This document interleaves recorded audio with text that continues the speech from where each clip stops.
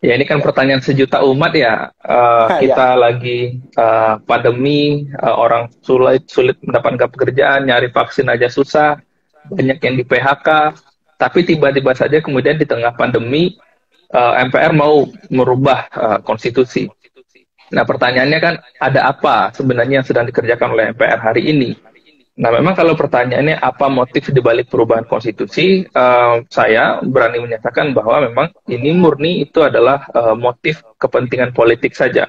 Jadi ini hanya agenda para elit politik, bukan agenda publik begitu. Jadi sederhananya, Mas, di negara demokrasi ya.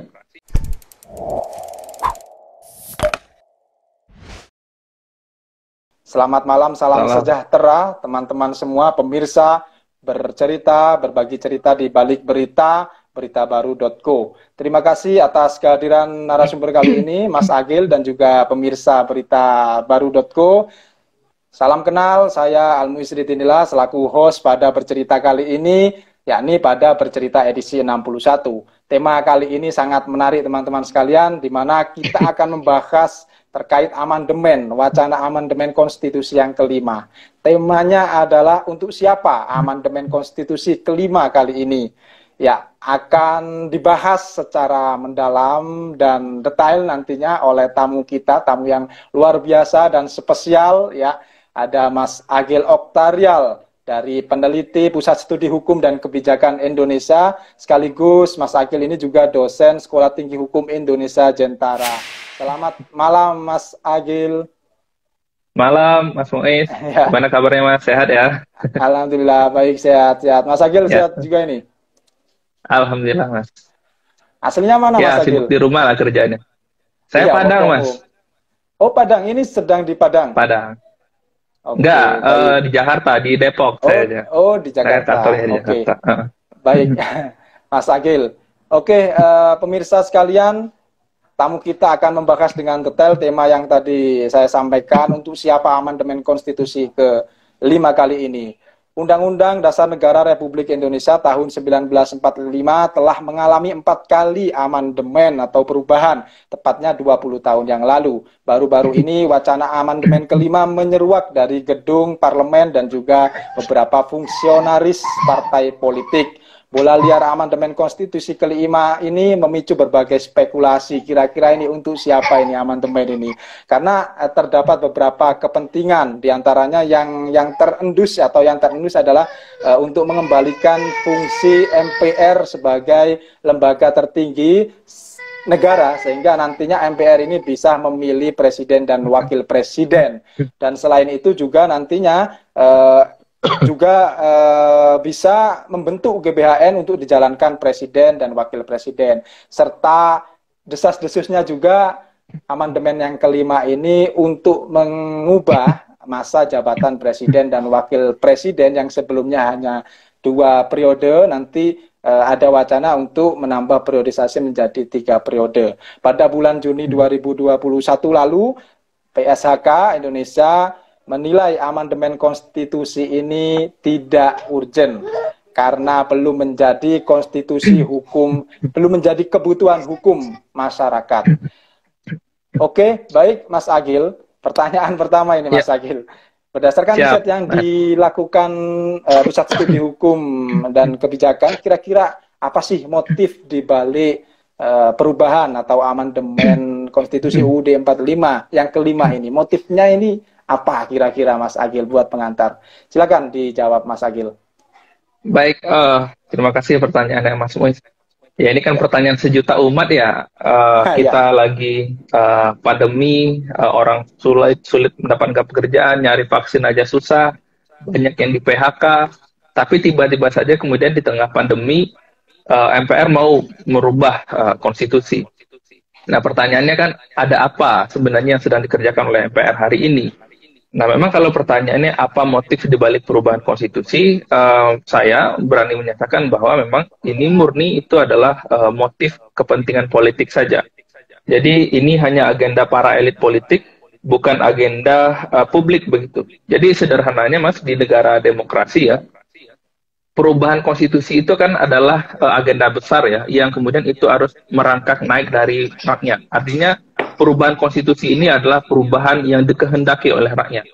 Nah, ini kan bisa kita uji ya, misalkan ketika pemilu 2019 lalu, ketika kita memilih presiden, ketika kita memilih anggota DPR ya, yang barat tentu hari ini dia juga menjabat di MPR, ada tidak ketika pemilu 2019 itu dijanjikan, ketika mereka dipilih misalkan menjadi anggota DPR, maka kemudian mereka akan merubah konstitusi sesuai dengan yang dikehendaki oleh publik. Nah, kan itu tidak ada. Nah, artinya kan ketika mereka dipilih itu bukan karena mereka menjanjikan perubahan konstitusi yang dipilih oleh publik, tetapi ada janji-janji yang lainnya, kesejahteraan publik, misalkan pelayanan umum, dan lain sebagainya. Nah, hari ini pertanyaan kenapa itu dilakukan di tengah masa pandemi.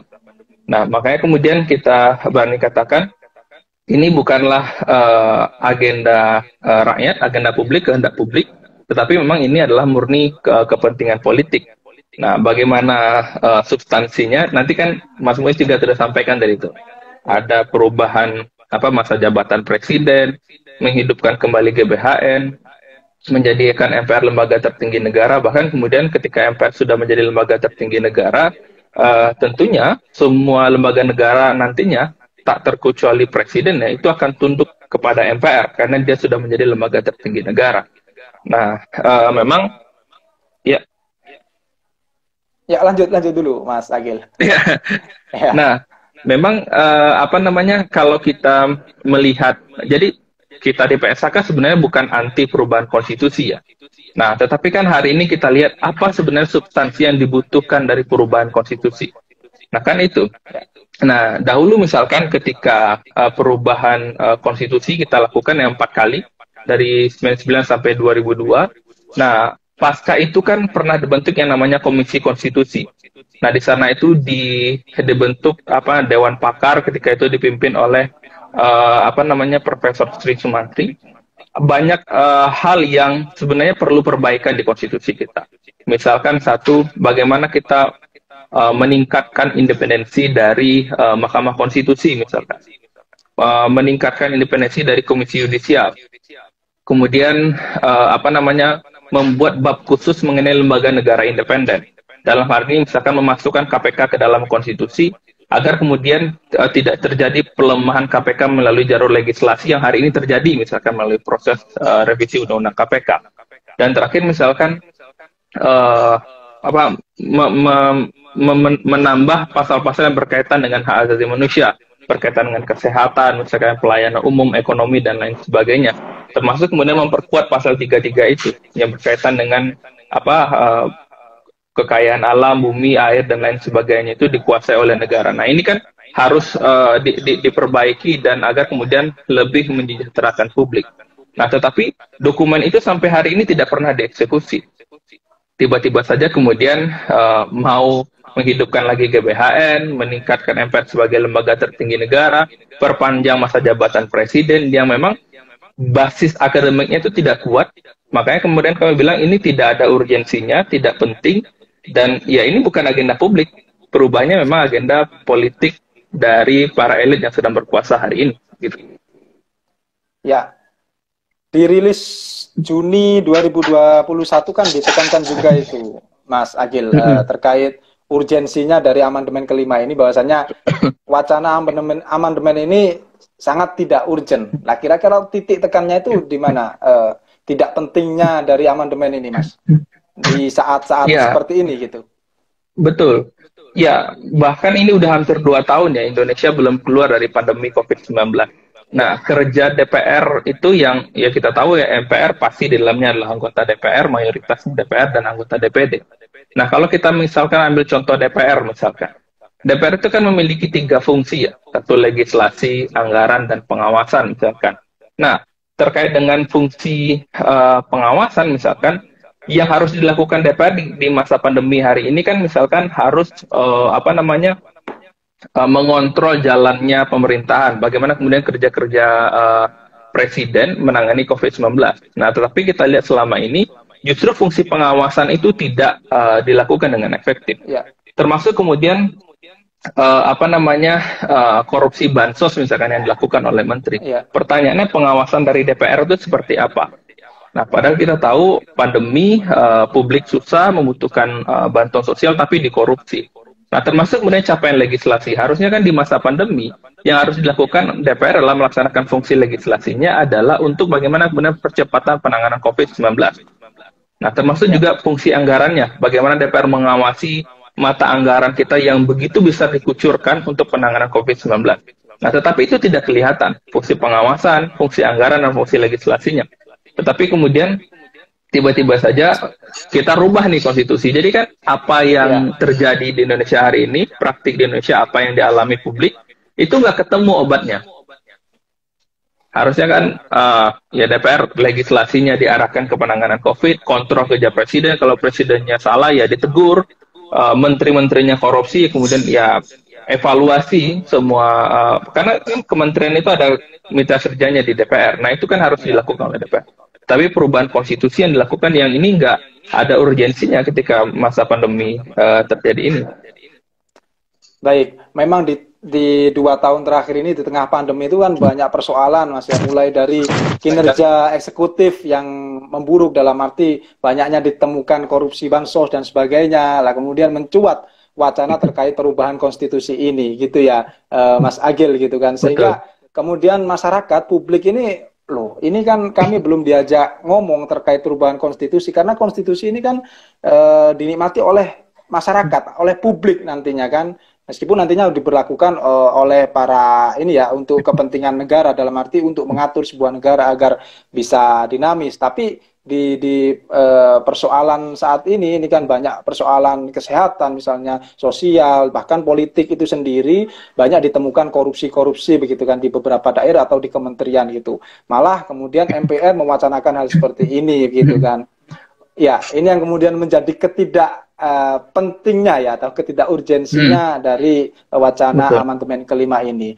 Baik, dari amandemen atau perubahan ke perubahan konstitusi kali ini apakah ada sebuah teori hukum ini, Mas Agil, dari misalnya teori hukum dari republik ini, negara ini, ataupun negara lain yang mengatakan bahwasannya negara boleh mengubah konstitusinya dalam jangka berapa tahun gitu, misalnya. Apakah ada teorinya gitu dalam hal, karena konstitusi itu kan sesuatu yang bisa dikatakan sakral ya, karena itu kan aturan ya, apalagi UUD 45 yang diubah gitu.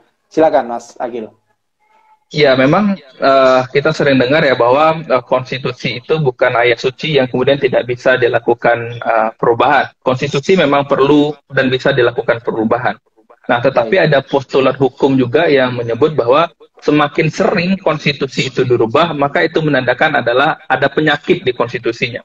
Nah, kita tahu hampir 20 tahun konstitusi kita tidak pernah dirubah, artinya memang tidak ada apa-apa. Artinya tidak ada penyakit yang begitu kronis di konstitusi kita, sehingga kemudian kita perlu melakukan perubahan konstitusi, bahkan dengan materi yang sama sekali tidak dikehendaki oleh publik.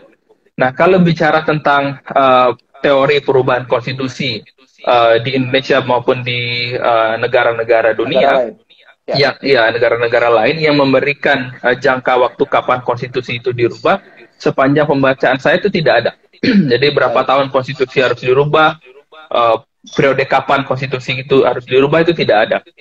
Karena kan yang namanya dokumen hukum tertinggi, dasar hukum tertinggi itu kan sudah menjadi ini ya, konsensus bersama ketika dokumen itu dibuat. Nah, jadi ketika dokumen itu dibuat kan banyak kemudian perdebatan-perdebatan para perubah konstitusi, dan pikiran mereka pasti jauh ke depan. Buktinya misalkan di konstitusi hari ini sudah 20 tahun, dan memang ini bisa membantu kita selama 20 tahun ini. Bahkan saya pikir sampai jauh ke depan konstitusi kita ini, meskipun ada perubahan sebagaimana yang saya sampaikan tadi, tetapi tidak berkaitan dengan perpanjangan masa jabatan presiden, GBHN, menjadikan MPR sebagai lembaga tertinggi negara, dan lain sebagainya. Nah, bicara tentang teori perubahan konstitusi, jika kita baca bukunya Casey Ware misalkan tentang konstitusi modern atau modern constitution, kemudian bukunya C.F. Strong tentang konstitusi politik modern, termasuk juga misalkan bukunya Profesor Sri Sumantri yang membahas tentang perubahan konstitusi. Secara garis besar kan perubahan konstitusi itu terbagi dalam 2 teori. Satu Baik. adalah yang namanya formal amendment, yang kedua Oke. itu adalah informal amendment. Nah, formal amendment itu kan merubah konstitusi secara formal, Ya. sebagaimana kemudian yang diatur cara perubahannya di dalam konstitusi.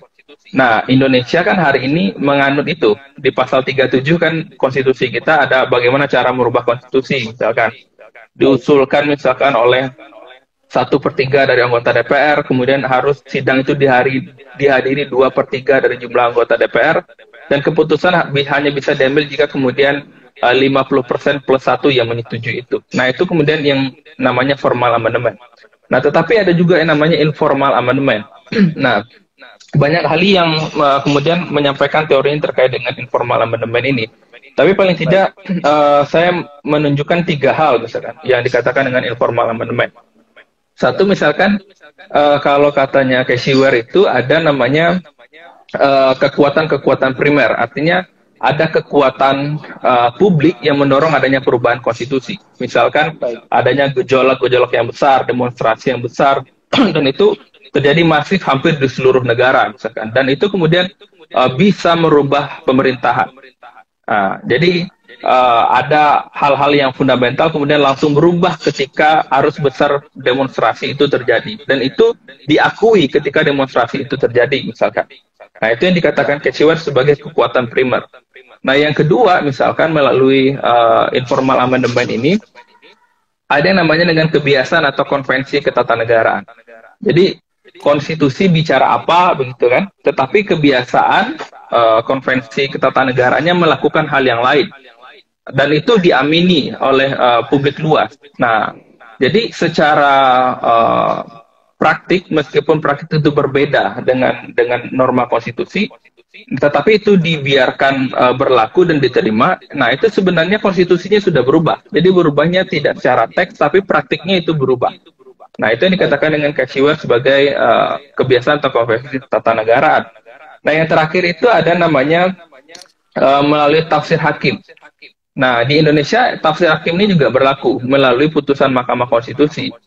Nah, kita tahu konstitusi kan 2 fungsi besarnya ya, the guardian of constitution dan the interpreter of constitution. Dia menjaga konstitusi dan menafsirkan konstitusi. Nah, jadi Mahkamah Konstitusi ini kanlah satu-satu lembaga yang bisa menafsirkan konstitusi. Nah, ketika kemudian ada pengujian ke Mahkamah Konstitusi, kemudian Mahkamah Konstitusi memutus dan menafsirkan makna dari konstitusi, maka kemudian sebetulnya konstitusi itu sudah berubah. Berubah secara pemaknaan, secara praktek akibat dari putusan MK itu. Meskipun secara frasa di konstitusinya itu tidak berubah.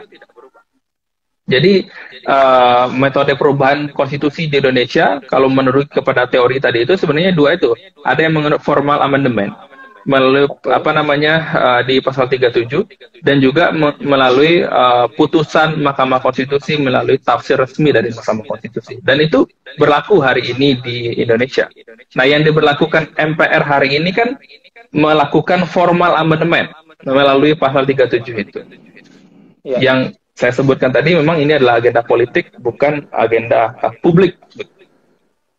Ya, baik, menarik sekali ya. Kalau ini bisa diceritakan sedikit sekilas terkait perubahan amandemen pertama sampai ke terakhir ini, kira-kira kan kita bisa belajar dari masa lalu gitu, Mas Agil, terkait amandemen-amandemen yang telah terjadi. Kira-kira signifikansinya buat kesejahteraan masyarakat itu mana yang sekiranya lebih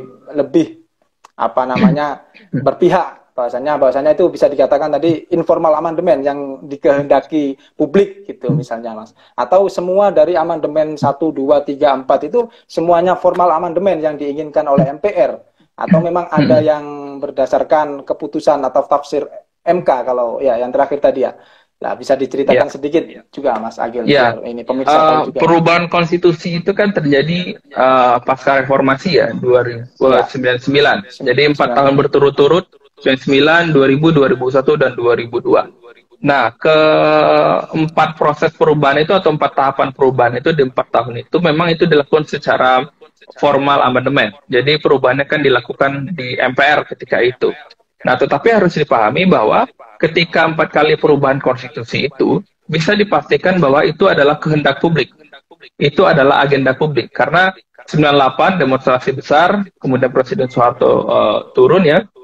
Kita tahu ada praktik yang tidak sehat di Indonesia, korupsinya banyak begitu, konstitusinya melanggengkan pemerintahan, termasuk di sana itu ada GBHN, presidennya bisa diperpanjang sampai 32 tahun, dan itu dirasa publik menghasilkan pemerintahan yang otoriter dan korup, sehingga kemudian perlu konstitusinya dirubah. Maka kemudian perubahan konstitusi itu kan menghilangkan MPR sebagai lembaga tertinggi negara, presiden tidak bertanggung jawab lagi kepada MPR, kemudian tidak ada lagi GBHN, termasuk kemudian adanya pembatasan masa jabatan presiden. Nah, publik kan ingin, ya presiden ini masa jabatannya perlu dibatasi, cukup dua periode saja. Tidak perlu seperti masa Orde Baru yang diperpanjang sampai 32 tahun. Nah, ketika perubahan itu dipastikan bahwa itu memang agenda publik, agenda rakyat berkehendak adanya perubahan konstitusi. Nah, pasca perubahan konstitusi dari tahun 2002 itu, kemudian kan di tahun 2003-nya dibentuk Mahkamah Konstitusi.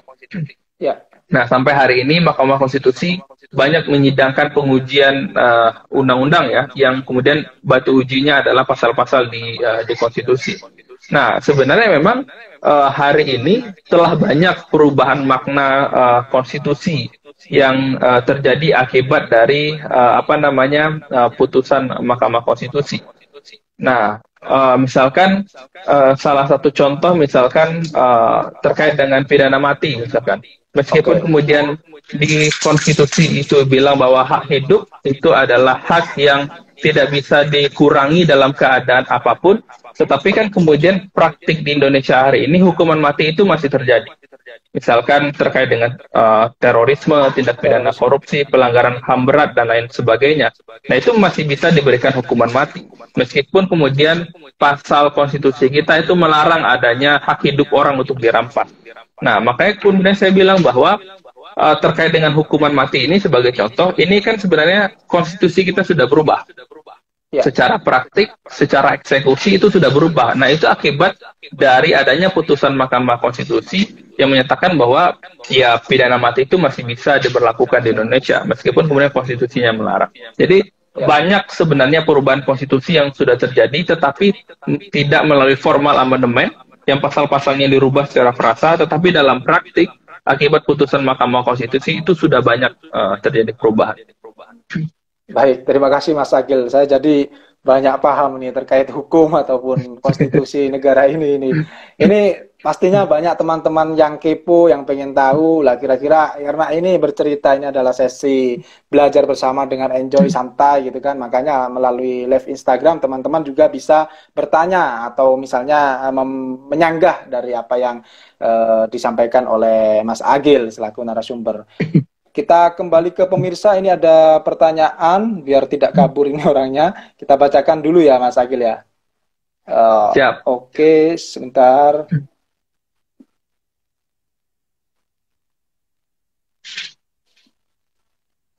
Oke, scroll. Sorry nih Mas, karena di kolom komentar bukan di Q&A. Nah ini, mohon maaf. Kalau melihat agenda jangka panjang, sebenarnya ada atau tidak manfaat dari amandemen konstitusi? Ya, mungkin yang diwacanakan saat ini. Jadi yang diwacanakan hari ini itu kan amandemen konstitusi terbatas. Satu adalah katanya menghidupkan kembali GBHN ya, atau yang diberi nama sekarang PPHN. Garis besar haluan negara itu. Nah, yang kedua, adanya kemudian menjadikan lagi MPR sebagai lembaga tertinggi negara. Kemudian ada perpanjangan masa jabatan presiden, dan mau tidak mau pastinya ketika kemudian MPR sudah menjadi lembaga tertinggi negara, pasti kemudian presiden dalam hal ini bertanggung jawab kepada MPR atas pelaksanaan dari GBHN itu sendiri. Nah, pertanyaannya kan tadi, apakah kemudian untuk jangka panjang perubahan konstitusi ini bermanfaat atau tidak? Nah, bagi saya dalam pandangan akademik saya, perubahan konstitusi yang demikian itu tidak ada manfaatnya. Bahkan menurut saya keinginan MPR untuk menghidupkan kembali GBHN itu adalah pemahaman yang keliru. Nah, MPR kan hari ini bilang bahwa Indonesia hari ini tidak ada arah, tidak ada penuntun begitu. Jadi makanya kemudian dibutuhkan garis-garis besar haluan negara yang akan memandu Indonesia 30 sampai 45 tahun ke depan. Agar kemudian ada arah kemana kapal besar yang bernama Indonesia ini perlu diarahkan dan dilabuhkan. Nah, kalau hari ini kan tidak ada haluan negaranya, makanya kemudian MPR bikin haluan negara itu. Nah, tetapi MPR sebenarnya salah melihat sejarah dalam pandangan saya. Karena praktik GBHN ini kan terjadi di masa Orde Baru, ketika Presiden Soeharto masih memimpin Indonesia 32 tahun. Nah, ketika itu memang ada GBHN yang memandu jalannya pemerintahan. Dan orang kemudian menganggap karena GBHN inilah kemudian Soeharto berhasil menjalankan pemerintahan dan melakukan pembangunan selama 32 tahun yang sifatnya kontinu begitu, tidak terputus, arahnya jelas.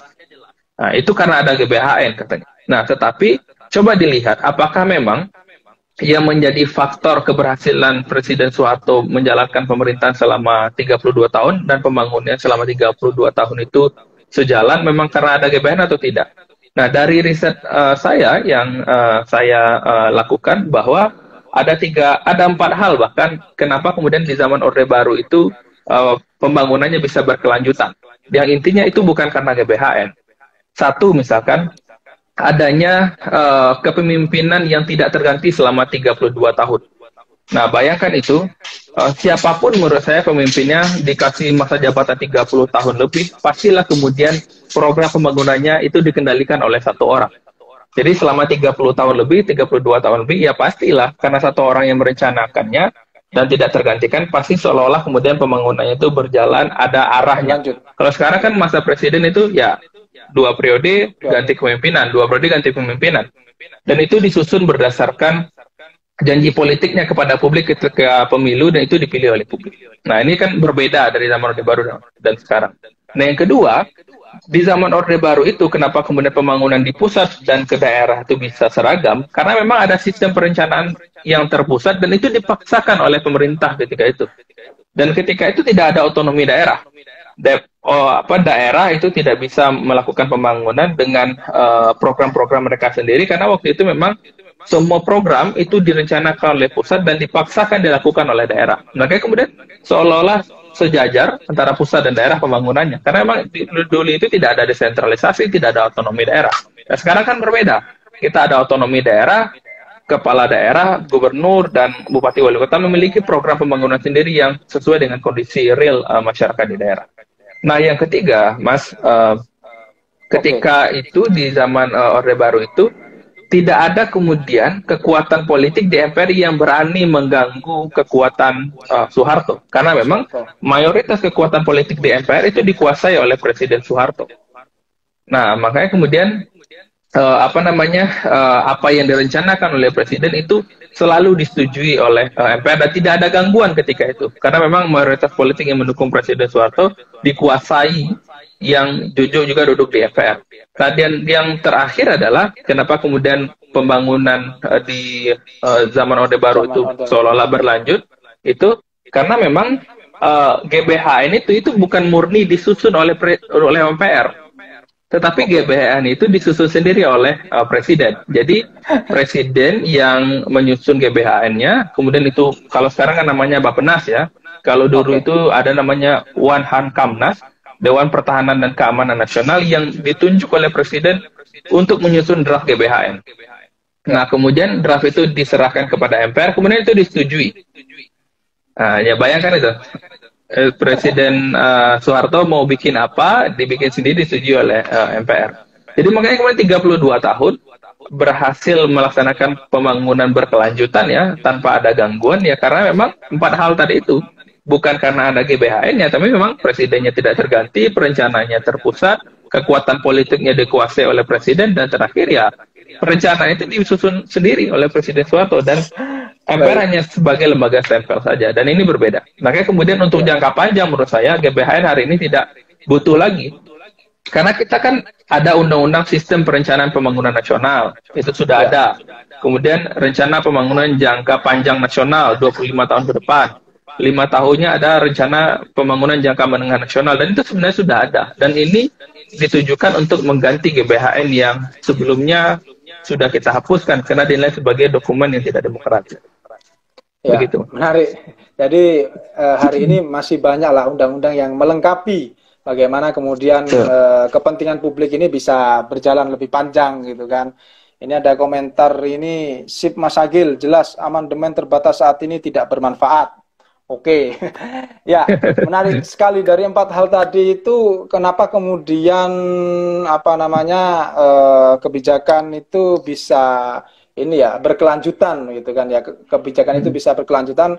4 hal itu tidak luput dari the power of Soeharto, gampangnya kan seperti itu ya Mas. Oke, bukan karena GBHN-nya. Iya, bukan karena GBHN-nya. Baik. Tadi di awal juga dijelaskan bahwasannya wacana amandemen terbatas ini terkait amandemen kelima ya. Amandemen kelima ini adalah atas kepentingan elit politik, elektoral dan sebagainya, dengan kemudian menginginkan bahwasanya MPR ini akan menjadi sebuah lembaga tertinggi, kemudian bisa merancang GBHN, kemudian bisa mengatur masa priorisasi presiden gitu ya kan, dari poin-poin yang diinginkan dari amandemen kelima ini gitu kan. Nah dari situ kira-kira apakah tidak malah menjadikan demokrasi di Indonesia ini mundur, hal yang serupa itu Mas Agil? Ya, menurut saya ini bukan lagi mundur ya, tetapi udah kita terpental jauh ke belakang karena memang tidak adanya pembatasan masa jabatan presiden atau jabatannya lebih dari 2 periode. Itu kan adalah penolakan yang sudah jauh kapan hari kita suarakan. Dan itu kemudian penolakan itu diterima dan dilakukan perubahan konstitusi, presiden hanya 2 periode. Nah, kemudian MPR sebagai lembaga tertinggi negara. Nah, dahulu itu memang MPR sebagai lembaga tertinggi negara ini kan dia mengontrol segala kerja-kerja yang dilakukan oleh lembaga negara lainnya. Jadi ada lembaga tertinggi yang dinamakan MPR, di bawahnya ada lembaga tinggi negara. Nah, lembaga tinggi negara ini kan semacam operasional dari apa yang disuruh oleh MPR melalui GBHN-nya itu. Nah, akhirnya dengan sistem yang demikian, kemudian pelaksanaan pemerintahan dirasa tidak demokratis lagi, karena kemudian lembaga-lembaga negara, termasuk kemudian lembaga negara independen ya, bahkan lembaga negara yang berada di cabang kekuasaan yudikatif dalam ini peradilan, itu menjadi tidak lagi independen, karena kemudian pelaksanaan tugasnya itu didikte oleh MPR. Dan akhirnya itu kan dibuang ketika perubahan konstitusi, dan itu menjadikan negara kita tidak sehat dan tidak demokratis. Nah, termasuk kemudian pertanggungjawaban dari presiden atas pelaksanaan GBHN kepada MPR. Dulu kan presiden kita bertanggung jawab kepada MPR. Nah, akibatnya apa? Presiden itu tidak lagi memperjuangkan kepentingan publik, tidak lagi memperjuangkan kepentingan konstituen, tetapi selama masa jabatannya, dia hanya berjuang bagaimana kemudian amanah dan tugas dari MPR itu bisa dilakukan. Nah, bayangkan ya hari ini kalau itu masih terjadi. Orang di timur Indonesia, misalkan di ujung Indonesia teriak orang kelaparan, orang teriak susah cari pekerjaan, kemudian kesejahteraan susah di sana. Tetapi kalau jika ada GBHN, ini pasti tidak akan didengar lagi oleh presiden, karena kemudian ya kerja presiden hanya mengeksekusi apa yang sudah disuruh oleh MPR saja. Dan ini kan menjadikan penyelenggaraan kita tidak demokratis lagi. Dan itu sudah kita tinggalkan jauh-jauh hari. Makanya kemudian kalau lagi kita merubah konstitusi, presidennya tidak ada atau paling tidak diperpanjang masa jabatan selama 3 periode, ada lagi GBHN, presiden lembaga tertinggi negara, tentunya kita sudah jauh ke belakang dan bukan menjadi negara maju lagi ya dalam berdemokrasi, tetapi sebagai praktik kemunduran yang teramat sangat menurut saya yang jika ini berhasil dilakukan. Tidak hanya mundur ya, tapi kemunduran-kemunduran yang sangat atau bahkan bisa dikatakan terprosok begitu jauh ya dari demokrasi yang saat ini gitu, Mas Agil. Oke, baik. Di luar adanya motif tersebut secara konseptual, apa saja tahapan penting yang seharusnya dilakukan MPR atau DPR dan lembaga pemerintahan lain untuk merencanakan amandemen? Apakah perlu untuk melakukan konsultasi publik terlebih dahulu atau perlu melakukan kajian ilmiah terlebih dahulu sehingga amandemen ini tidak dirasa sangat ambisius dan hanya menuruti apa ya, menuruti itu tadi kepentingan segelintir apa namanya orang atau dalam arti kepentingan apa lembaga gitu sehingga bisa menaungi oleh kepentingan masyarakat dan sebagainya. Kira-kira langkah penting dalam merancang perubahan amandemen itu apa sehingga itu bisa menjadi amandemen yang baik dan disepakati oleh publik. Silakan, Mas. Ya, yang namanya perubahan suatu produk hukum ya, yang kita tahu produk itu hukum itu akan mengikat publik, berdampak kepada publik, dan jika dilanggar akan berkonsekuensi hukum bagi publik. Tentunya ketika kita ingin merubah hukum, merubah undang-undang ataupun merubah konstitusi, ini harus sesuai dengan kehendak publik. Jadi kita mau mengatur kalian seperti ini, mau tidak? Atau kita mau membuat aturan, teman-teman mau aturannya seperti apa? Nah, sederhananya seperti itu. Nah, membuat undang-undang saja, kalau kita baca di Undang-Undang 12 tahun 2011 dan Junto 15 tahun 2019 tentang pembentukan peraturan perundang-undangan itu, ada satu bab khusus yang mengatur tentang partisipasi publik. Mulai dari konsultasi publik, kemudian sosialisasi kepada publik, menyerap aspirasi publik, sampai kemudian mengakomodasi aspirasi dari publik. Nah, ini saja perubahan undang-undang sudah diatur, apalagi perubahan konstitusi. Makanya dari awal saya bilang yang namanya perubahan konstitusi sebagai dokumen hukum tertinggi, dasar hukum tertinggi di Indonesia, itu harus menjadi kehendak publik. Harus ada konsultasi publik, harus ada serap aspirasi publik. Jadi penyerapan aspirasi publik itu tidak hanya dilakukan secara formalitas. Nah, hari ini kan itu dibikin seolah-olah hanya formalitas saja bagi anggota DPR dan bagi anggota MPR. Misalkan pergi ke Aceh, ke Medan, ke Padang, Kalimantan, Jawa, sampai Papua bisa melakukan seminar. Seolah-olah mereka sudah melakukan sosialisasi di sana dan menyerap aspirasi di sana. Nah, tetapi kan ketika perubahan undang-undang itu dieksekusi, yang dilakukan justru bukan apa yang diapresiasikan atau diaspirasikan oleh publik, tetapi kemudian ya kepentingan politik mereka saja dieksekusi. Nah, makanya kemudian yang namanya perubahan undang-undang itu sebenarnya ada teori kan yang menyebut satu adalah publik itu perlu diajak, jadi hak untuk didengar. Jadi publik itu memiliki hak untuk didengar suaranya. Nah, kemudian hak untuk diakomodasi suaranya. Dan yang terakhir itu adalah hak untuk diajak mengambil keputusan. Nah, tiga ini itu harus dipenuhi dalam proses perubahan undang-undang. Jadi hak partisipasinya dipenuhi, kemudian hak suara itu diakomodasi, termasuk yang terakhir adalah hak untuk diajak mengambil keputusan. Kalau sekarang kan hak partisipasi saja. Akomodasinya tidak, mengambil keputusan tidak. Nah, makanya kemudian ya partisipasinya ya formalitas saja kan, mudah pergi ke daerah tetapi tidak disampaikan suara-suara penolakan di masing-masing daerah. Saya tahu betul ya bahwa ketika perubahan konstitusi ini memang MPR sudah banyak melakukan safari ke kampus-kampus di daerah. Mereka bilang sudah banyak melakukan sosialisasi perubahan konstitusi di banyak kampus sehingga kemudian konstitusi ini boleh dilakukan perubahan. Nah, tetapi kan MPR itu tidak pernah memunculkan suara apa yang keluar di universitas-universitas itu. Suara penolakannya seperti apa, suara ketidaksetujuan terhadap perpanjangan masa jabatan presiden seperti apa, termasuk kemudian menghidupkan kembali GBHN. Nah, ini kan tidak disampaikan MPR kepada publik. Padahal saya tahu betul ketika MPR melakukan safari ke banyak kampus, justru yang terjadi adalah banyak penolakan terhadap perubahan konstitusi. Nah, tetapi itu tidak diakomodasi oleh MPR. Jadi penolakan-penolakan dari publik itu terkesan ditutupi gitu ya, sehingga penerimaannya jangan di blow up begitu di permukaan gitu. Oke, baik, Mas Agil. Nah, ketika MPR, DPR atau lembaga pemerintahan lain tetap ngotot ini untuk mengesahkan amandemen kelima, amandemen konstitusi kelima ini, kira-kira apa ini yang bisa dilakukan oleh publik atau kaum akademisi, organisasi misalnya PSL pusat studi hukum dan kebijakan dan lain-lain. Ini kira-kira apa yang kemudian bisa kita lakukan? Apakah kita perlu melakukan kajian ilmiah lagi, jejak pendapat lagi, atau seperti apa ketika mereka ngotot ini? Ini perlu Betul. ini. Gimana?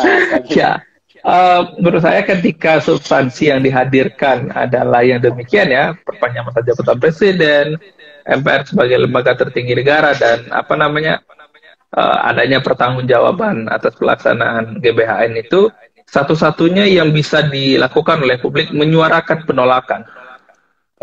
Jadi mayoritas publik, akademisi, peneliti, masyarakat sipil harus menyampaikan penolakan itu terbuka. Mulai dari diskusi-diskusi kecil, ya diskusi kita malam ini misalkan, kemudian diskusi yang di regional meluas, bahkan kemudian diskusi yang di blow up ke media begitu.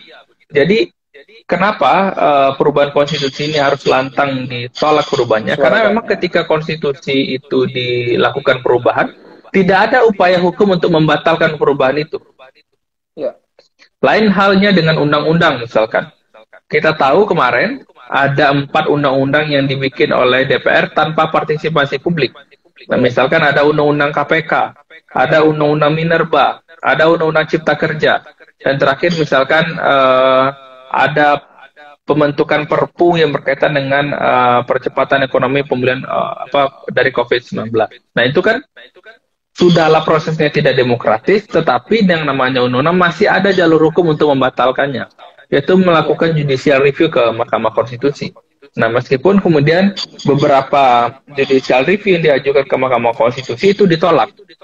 Undang-undang KPK ditolak, undang-undang Minerba ditolak, undang-undang Cipta Kerja yang sudah disahkan, dan hari ini banyak perkara yang bergulir di Mahkamah Konstitusi untuk membatalinya. Nah, tetapi jika perubahan konstitusi itu tidak ada upaya hukum yang bisa dilakukan untuk membatalkan hasil perubahan itu. Nah, makanya kemudian ketika perubahan konstitusi itu sudah mau dilakukan dan substansinya bukan agenda publik, substansinya justru menjadi agenda politik, maka yang perlu dilakukan adalah ya menyuarakan penolakan atas perubahan konstitusi itu. Segala cara banyak bisa dilakukan untuk menyuarakan itu. Nah, salah satunya diskusi kita malam ini yang menurut saya sangat menarik, bagaimana kemudian kita harus menyampaikan apa motif sebenarnya dari amandemen konstitusi yang dilakukan MPR di tengah pandemi yang belum usai. Ya, jadi bisa dikatakan kalau ketika amandemen ini sudah diketok itu, kita tidak bisa melakukan banding lagi. Tidak bisa lagi, Mas Agil. Nggak bisa lagi. Teman-teman pemirsa bercerita edisi kali ini, itu bahwasanya apa yang kemudian ketika MPR dan kawanannya gitu kan tetap ngotot untuk mengesahkan amandemen kelima ini dengan beberapa poin-poin tadi, misalnya menjadikan MPR sebagai lembaga tertinggi, GBHN, kemudian masa priorisasi presiden yang akan ditambah. Nah, ini kita perlu menolak dan menyuarakannya secara lantang mulai hari ini, begitu ya Mas Agil ya? Betul. Ya kan? Mulai hari ini pemirsa, sehingga kita jangan sampai diam. Kalau bisa misalnya sering-sering bikin diskusi ringan seperti ini melalui bisa virtual, Instagram dan sebagainya, atau ikut kampanye begitu ya, untuk kampanye penolakan gitu. Atau ada cara-cara lain, alternatif lain, misalnya selain diskusi Mas Agil, dalam arti mengkonter wacana amandemen kelima ini sehingga mereka itu ini terngiang-ngiang atau ini. Oke. Ya, menurut saya ini ya, kita tantang aja MPR itu. Mana basis akademik yang menjadi landasan MPR untuk melakukan perubahan konstitusi untuk memperpanjang masa jabatan presiden dan menghidupkan GBHN ini? Coba buka ke publik. Apa basis argumen akademiknya itu dilakukan? Nah, siapa yang ingin perubahan konstitusi itu dilakukan? Dan siapa mendukung perubahan konstitusi itu? Apakah ini memang agenda rakyat atau tidak? Coba kita tantang MPR. Coba buka kepada publik.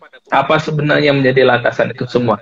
Dan yang kedua, kita harus juga minta kepada MPR buka hasil kajian dari Komisi Konstitusi yang dipimpin oleh Profesor Sisumantri dahulu itu, yang sudah menyusun draft perubahan konstitusi yang kami rasa itu lebih demokratis. Jadi sekarang ini kan sudah ada dokumen perubahan konstitusi atau draft perubahan konstitusi yang merupakan hasil kajian dari Komisi Konstitusi ini. Nah, yang isinya adalah pakar-pakar hukum semua, pakar sosial, pakar ekonomi, dan lain sebagainya. Dan tidak ada intrik politik di sana itu. Dan mereka sudah menyelesaikan draft perubahan konstitusi. Dan saya yakin betul draft itu ada di MPR. Nah, pertanyaannya, kenapa kemudian tidak draft itu yang dipakai? Misalkan memasukkan KPK ke dalam konstitusi, agar memperkuat posisi KPK, menambah independensi dari Mahkamah Konstitusi, menambah independensi dari Komisi Yudisial, misalkan. Ya. Nah, jadi kenapa itu tidak diakomodir? Malah draft yang menjadi agenda politik itu justru yang diakomodir. Jadi kita minta aja kepada MPR hari ini, coba buka dua dokumen itu, sampaikan kepada publik. Mana yang kemudian yang dipilih oleh publik dari dua dokumen itu? Nah, hari ini kan nggak pernah dibuka. Dokumen hasil Komisi Konstitusi itu disimpan, termasuk kemudian dokumen hasil kajian MPR ya secuil-cuil saja kemudian disampaikan kepada publik materinya. Tetapi kemudian apa di belakang itu kan tidak disampaikan. Nah, jadi kan namanya perubahan konstitusi yang saya sampaikan tadi, pasca perubahan tidak ada upaya hukum lagi, ini kan menjadi berbahaya ketika kemudian perubahan konstitusi itu dirubah. Jadi bisa jadi kemudian keran perubahan konstitusi itu dibuka yang kata DPR hanya terbatas merubah menghidupkan kembali GBHN, tetapi ketika keran itu sudah dibuka kan perdebatan di dalam itu sangat luas dan sangat dinamis. Nah, bisa jadi kemudian banyak hal-hal lain yang dirubah yang justru belum pernah disampaikan kepada publik misalkan. Jadi salah satunya misalkan perpanjangan masa jabatan presiden itu menambah kekuatan politik DPR misalkan, menambah kekuatan politik MPR misalkan. Dan bisa jadi kemudian mengurangi independensi dari lembaga-lembaga independen, misalkan seperti KPU, Mahkamah Konstitusi, Mahkamah Agung misalkan, dan itu kemudian dependensinya bisa dikurangi begitu jika kemudian perubahan konstitusi itu dilakukan. Maka kemudian ya yang bisa dilakukan selain menyuarakan dengan lantang penolakan itu, kita men-challenge saja kepada MPR, buka dua dokumen itu dan sampaikan kepada publik mana yang kita pilih. Saya yakin DPR tidak akan mau melakukan. Iya. Oke, baik. Menarik sekali. Jadi melakukan kajian ulang gitu kan, bahwasanya kita juga bisa men-challenge atau menantang ya MPR untuk menyodorkan draft secara terbuka agar publik bisa mengkaji dan memilih mana yang sekiranya layak dan yang tidak layak begitu. Oke, dari Mas Ajus, kami menolak amandemen, ini sudah ada hashtagnya ini. Oke. Baik. Oke, Mas Agil, kita lanjut. Oke, dari situ misalnya secara itu amandemen itu tetap dilanjutkan begitu kan. Kira-kira kalau sederhananya menggunakan misalnya metode benefit analisis gitu, siapa yang paling diuntungkan dari tadi rencana amandemen itu dan siapa yang paling dirugikan ini, Mas? Ya, jawabannya gampang sekali. Ya? Yang sangat jelas. Yang diuntungkan pasti kekuatan politik yang sedang berkuasa hari ini. Kenapa? Ya karena mereka sedang berkuasa, pemilu semakin dekat, dan konstitusinya mau dirubah. Yang kita tahu konstitusi adalah dokumen yang mengatur kekuatan para penguasa. Nah, bayangkan itu orang yang sedang berkuasa merubah dokumen yang mengatur kekuatan penguasa. Nah, pastilah kemudian perubahannya tidak akan memperlemah kekuatan penguasa, tetapi justru memperkuat dan melanggengkan kekuatan penguasa. Jadi jawabannya pasti satu, yang diuntungkan pasti kekuasaan politik yang hari ini sedang berkuasa. Siapa yang dirugikan? Pasti publik. Publik di daerah, publik di seluruh Indonesia yang sulit mencari pekerjaan, yang di PHK, yang nyari vaksin aja susah, yang dagangannya nggak laris, mau jual makanan diusir, ya mereka-mereka yang seperti itu. Baik, kan yang mengemuka itu kan perubahan pasal 3 tentang MPR, kemudian pasal 4 sampai 16 tentang presiden dan kekuasaan pemerintah. Kira-kira apakah ada potensi perubahan pasal-pasal lain gitu yang kemudian disembunyikan?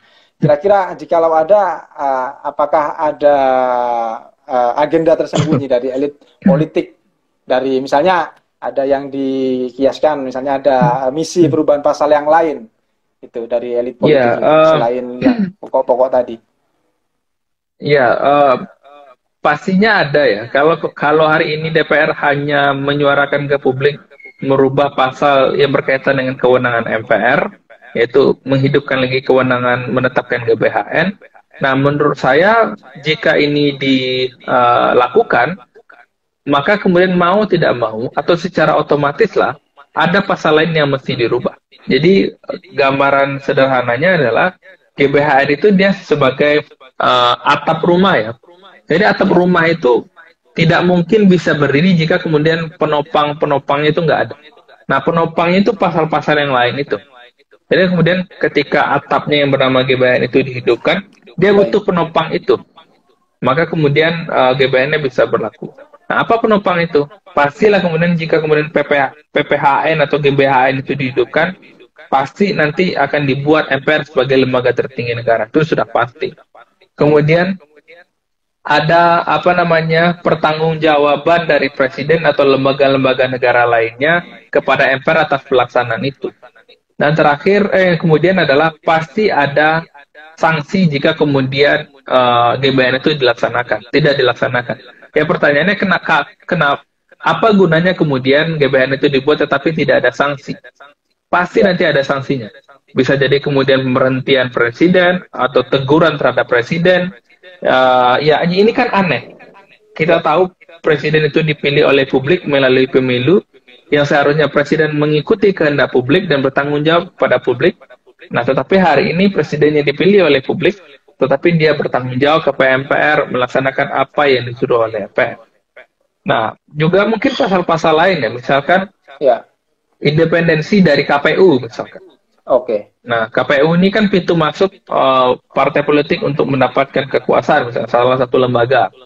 Nah, bisa jadi kemudian independensi KPU ini dipreteli, termasuk kemudian redesign kewenangan dari Mahkamah Konstitusi, redesign kewenangan dari Komisi Yudisial, dan ini akan menjadi bola liar. Makanya kemudian daripada kemudian pintu perubahan konstitusi itu dirubah, dan kemudian kita tidak bisa membendung apa yang terjadi ketika perubahan konstitusi itu dilakukan, alangkah baiknya dan sebaiknya keran itu kita tutup rapat sebelum kemudian itu terbuka. Baik. Jadi ibaratnya itu GBHN itu sebagai atap ya dari pasal-pasal lain, ya kan? Dan juga beberapa poin tadi itu bisa menjadi pemantik, bahasanya juga bisa jadi sebuah pembelokan lain, misalnya dengan tadi independensi KPU dan lain-lain itu juga bisa diubah, sehingga amandemen ini bisa mengikis lah ya, atau menurunkan ya demokrasi kita gitu ya, bisa dikatakan seperti itu Mas Agil. Ya. Ya. Oke.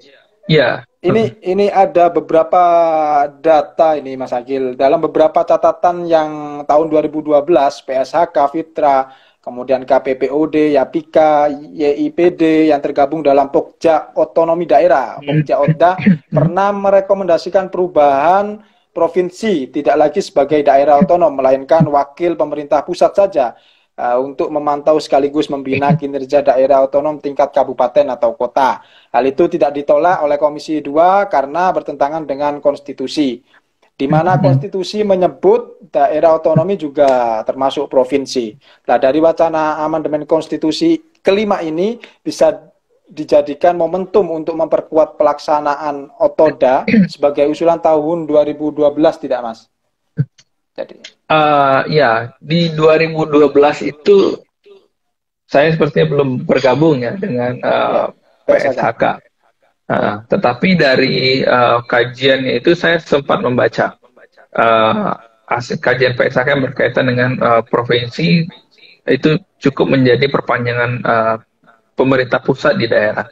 Jadi sederhananya begini, pertanyaannya adalah yang menjadi wilayah kekuasaan lah begitu ya oleh gubernur itu yang mana? Kabupaten kota yang di bawahnya. Sementara kita tahu kabupaten kota itu dia juga memiliki pemerintahan, ada bupati, ada wali kota, ada DPRD kabupaten atau kota. Nah, artinya eksekutif dan legislatif di kabupaten kota itu ada, dan mereka lebih berkuasa jika kita lihat kewenangan mereka di undang-undang pemerintahan daerah. Makanya kemudian undang-undang pemerintahan daerah itu hanya menyebut bahwa pemerintah provinsi itu adalah perpanjangan tangan dari pemerintah pusat di daerah. Nah, makanya kemudian ketika kita melihat wilayah administrasi dari gubernur, meskipun luas, tetapi di sana itu ada yang lebih berdaulat begitu. Termasuk kemudian gubernur itu perpanjangan tangan dari presiden lah, konkretnya ya. Makanya kemudian jika kemudian ada usul pemerintahan provinsi itu cukup kemudian perpanjangan pemerintah pusat di daerah, ya saya itu bisa diterima ya secara akademik jika kemudian melihat wilayah administrasi itu. Nah, kalau kita jawaban DPR menolak usulan itu karena bertentangan dengan konstitusi, ya konstitusi kita hari ini di pasal 18 ya, pasal 18 ayat 1, ayat 2, kemudian di ayat 5, 6, dan 7 itu memang masih menyebut provinsi itu merupakan wilayah otonom yang melaksanakan tugas desentralisasi ya dan dekonsentrasi, termasuk kemudian tugas pembantuan. Nah, tetapi kemudian kenapa DPR menolak itu kan dia hanya berkaca kepada konstitusi yang berlaku, ya konstitusi berlaku ya seperti itu menyatakan. Nah, tetapi kan kemudian itu kan yang dinamakan ius constitutum ya, hukum yang berlaku hari ini. Nah, usul yang diajukan oleh PSHK dan teman-teman itu kan ius constituendum, hukum yang diberlakukan ke depan.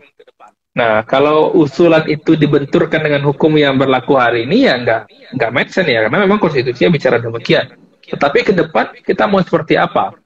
Nah, maka kemudian jika ada kemudian perubahan konstitusi untuk mendesain kembali otonomi daerah dan desentralisasi ini, nah menurut saya menjadi masuk akal ya kemudian ketika kemudian perubahan konstitusi dilakukan untuk meredesain ya bagaimana pola hubungan antara pemerintah pusat dengan pemerintah daerah. Bisa jadi kemudian usul itu dikonkretkan, di mana kemudian pemerintahan yang menjalankan otonomi daerah itu hanya di pemerintah kabupaten kota saja, karena wilayah administrasinya kecil, dan dia langsung dekat dengan publik, gitu ya. Ada eksekutifnya, ada legislatifnya, ada potensi daerahnya, sumber dayanya ada, dan menurut saya itu bisa dikonkretkan. Jadi pusat dari desentralisasi itu atau otonomi daerah itu ya di pemerintahan kabupaten kota. Nah, gubernurnya yaitu cukup untuk mewakili pemerintah pusat saja. Jadi semacam ada kantor perwakilan presiden begitu di provinsi-provinsi. Provinsi, oke. Iya. Jadi dia hanya mengontrol bagaimana pelaksanaan pemerintahan di kabupaten kota ini sesuai dengan instruksi presiden misalkan. Jadi presiden komunikasinya enak dengan gubernur saja, kemudian gubernur mengawasi bagaimana kemudian pelaksanaan dari pemerintah kabupaten atau kota. Bahkan kemudian jika pola hubungan kerjanya demikian, ya gubernur tidak perlu lagi dipilih melalui pemilihan umum. Nah, cukup kemudian ditunjuk oleh Menteri Dalam Negeri. Jika kemudian memang konsepnya dia adalah perpanjangan tangan dari pemerintah pusat di daerah dan bukan lagi memiliki wilayah administrasi sebagai pelaksanaan desentralisasi. Jadi cukup begitu, kita menghemat biaya. Mendagri yang tunjuk gubernurnya, karena dia bagian dari pemerintah pusat dan otonomi dilaksanakan oleh pemerintah daerah yang tahu kondisi real publik di daerah. Oke, menarik sekali apa ide dan masukannya itu Mas Agil. Oke, baik. Kalau melihat gelagat politiknya ini Mas Agil, kira-kira apakah MPR ini tetap memaksakan amandemen konstitusi atau bahkan sebaliknya MPR akan mendengarkan penolakan-penolakan yang ada di masyarakat sipil? Menurut Mas Agil bagaimana? Kalau publik hari ini diam-diam saja, nah bisa jadi kemudian niatan DPR dan MPR itu akan dieksekusi dalam waktu dekat. Nah, makanya kemudian sebaiknya sebelum kemudian rencana besar itu dieksekusi, yang hasilnya saya bilang tadi akan membawa jauh Indonesia ke belakang, kita harus menyuarakan penolakan itu di tempat manapun dengan cara apapun dan melalui media apapun. Nah, makanya kemudian jika ini sudah dilakukan, maka kemudian kan MPR mulai mendengar, melihat geliat publik dan mendengar suara-suara dari publik. Nah, jika Ya. kemudian suara penolakan itu memang sudah meluas, ada akan mungkin dan sangat mungkin terjadi ya bahwa eksekusi itu tidak dilakukan oleh MPR. Nah, tetapi kalau publiknya masih diam-diam, kemudian dia tidak acuh, abai dengan apa yang sedang dikerjakan oleh elit politik hari ini, maka ya kita bersiap konstitusi dirubah dan kita jauh mundur ke belakang. Dan saya sangat yakin ketika publik diam, MPR itu senang, mereka akan dengan Dengan gampangnya enak melakukan gitu ya. perubahan konstitusi, ya Sambil begitu. ngopi-ngopi, ngubah Sambil amandemen ngopi, gitu. ngubah konstitusi begitu ya. Jadi kemungkinannya ada Ya, dua teman-teman sekalian, hmm, akan tetap diketok ya perubahan konstitusinya atau dibatalkan gitu. Itu tergantung kita semua sebagai betul. publik, sebagai masyarakat luas gitu. Oke, baik, ini sudah 1 jam lebih ini Mas Agil. Waduh, oh Saya iya, ya saya sangat nggak menarik berasa. tadi pembahasannya ya kan terkait amandemen konstitusi. Ternyata kita tadi panjang lebar tadi membahas ternyata untuk siapa itu ketemu. Ternyata untuk siapa perubahan konstitusi itu sangat bisa kita pahami, dan bagaimana ketika memang MPR memaksakan amandemen konstitusi itu apa saja dampaknya sudah sangat bisa dipahami juga oleh pemirsa begitu kan. Kali ini buat penutup saya minta closing statement dari Mas Agil. Silakan Mas Agil.